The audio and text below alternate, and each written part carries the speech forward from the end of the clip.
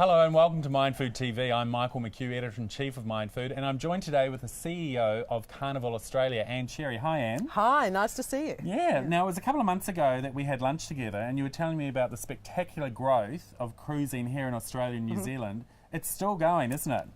Touch wood somewhere, it is still going, and look, it's just fantastic really. It's really, the word of mouth I think is helping get it along. And you know, as we do more things and different things on board the ships, people are finding another reason to come back. So the growth continues, more ships are coming.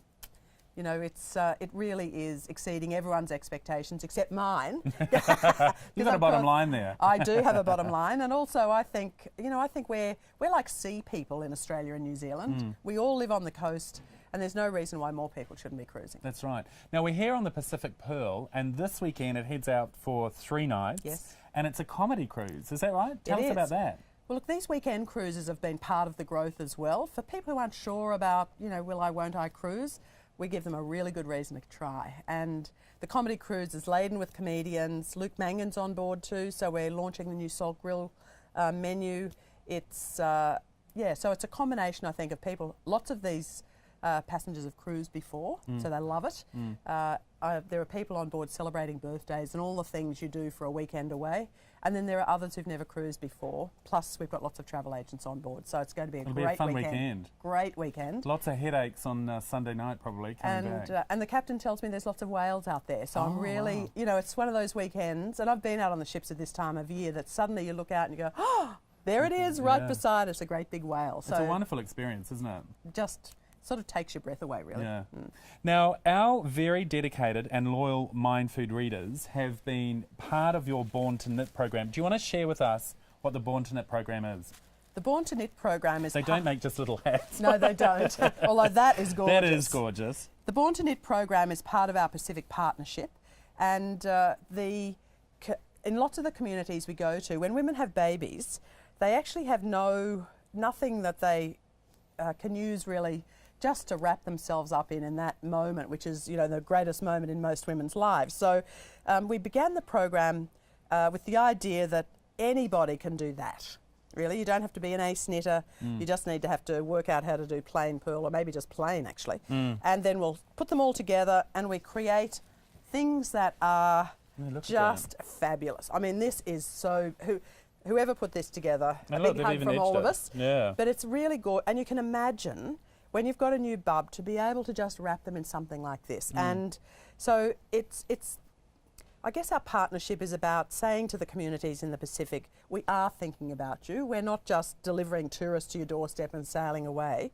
We want to be part of the issues that you're looking to solve. And some of these basic healthcare things aren't working that well in the island. So little things make a big difference. And to get something special that someone has made with love, which is, of course, you know, you look at that and you go, oh, imagine you've got a new bub and you're just going, oh, to have something someone's made for you, I think, yeah, you can't buy that. You can't. And I've got to say, we have really enjoyed watching all the different pieces come into the office. We've had a big sort of office and just filled them as they've come in. But, you know, all the work that's gone into these little things. They're beautiful. Just amazing. They are beautiful. And, you know, these, in lots of the places we go, as, you know, people watching this will know, they're villages and they don't have any infrastructure, and they certainly don't have any shops to go buy a little bit of baby gear as the new baby comes along. So, you know, kids are wrapped and dressed in whatever's available. And this is just like, oh,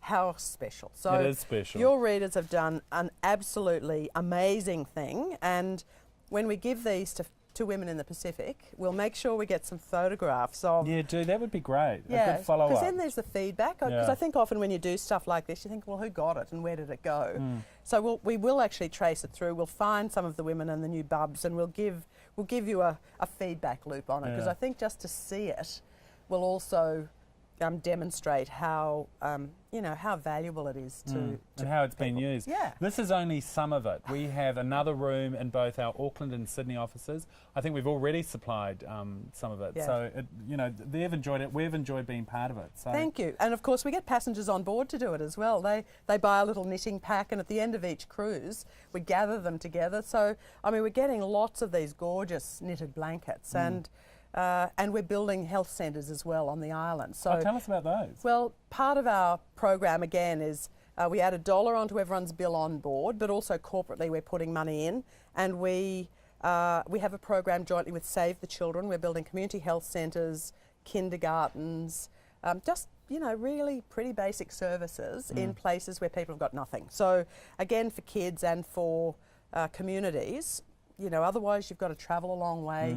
People get people get burnt and they get put in a tinny and sort of spend 8 hours getting ferried looking for a hospital rather than having something local. So again, we're partnering with the communities to get basic infrastructure on the ground. And are these in islands that you go to ports? Yeah, or they are. So they're places we go. So over time, people will start to see them popping up in those places. In Aneityum and Mystery Island, you'll see it pop up, and all of those locations that we go to regularly, in addition to a few others. So we're not limiting it just to that, but it's a wonderful partnership.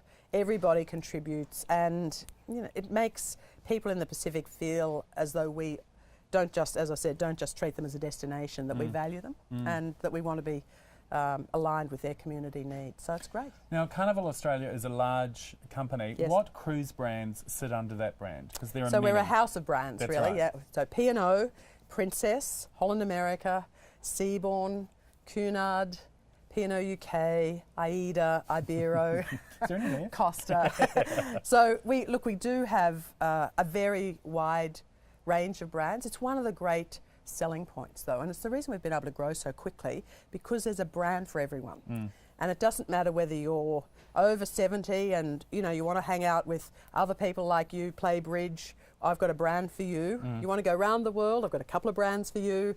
You want to go in absolute luxury, I've got a brand for you. You want to have a fantastic weekend on a comedy cruise, I've got a brand for you. So there's something for everyone, and the art of what we're doing is finding the right brand for everyone who wants to cruise. And it seems food has become a big draw card. With Luke Mangan, for example, on the Pacific Pearl, there are some celebrity chefs dotted around those, but food is a big draw card now, it seems, doesn't it? Look, food is big everywhere, and I think two things. One is every magazine is talking about food and trying to make us all much better chefs, cooks, preparers of food. Dieters. Yeah, all of that too.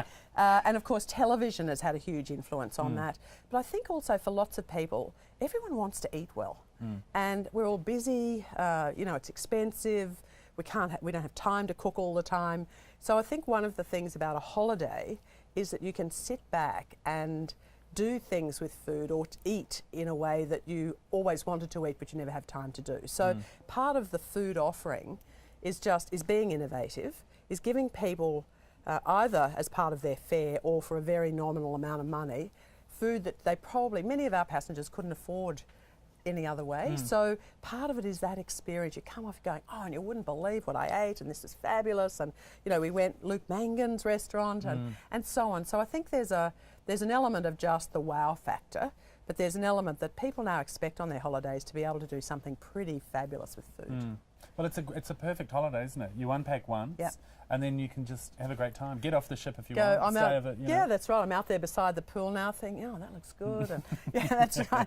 Eat at Salt Grill tonight. Have a massage tomorrow. I mean, as a weekend away, this is really, it's got everything. And late night tonight with comedians that you otherwise only see on TV. So we sort of deliver people things that are pretty inaccessible. Now tell me, as an industry, are we getting close to 1 million Australians cruising? We are. So last year, we had 2012, 700,000. We've got more this year, and I think 2016 is our million. A number, yeah. That'll which be a I'm big very excited about. We'll be popping champagne everywhere on that one. So plenty of celebration, because that's a very big milestone for us. Yeah. Well, thanks for your time. Pleasure. We're absolutely thrilled to be involved nice to have with you this. here. We really are, and it's been a great initiative. And thank you to our readers, honestly, all those readers across New Zealand and Australia to have taken that time. I also want to thank Efrosini in our office who've put it all together for us. So thank you to everyone involved. Thank you to Carnival Cruiser, and get cruising. Yeah.